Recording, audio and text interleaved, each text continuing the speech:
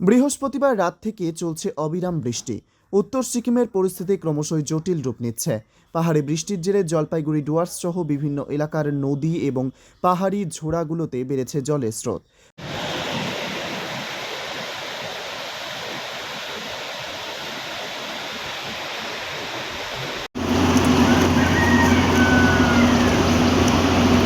আর এতেই মানুষের পাশাপাশি বন্য প্রাণীদের মধ্যে সৃষ্টি হয়েছে আতঙ্ক।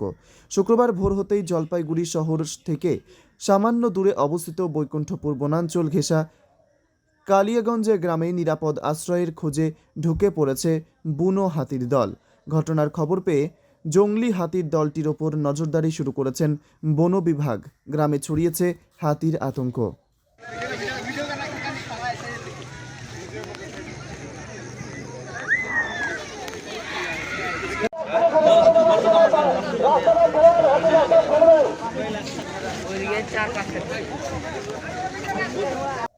Bureau report, PB news.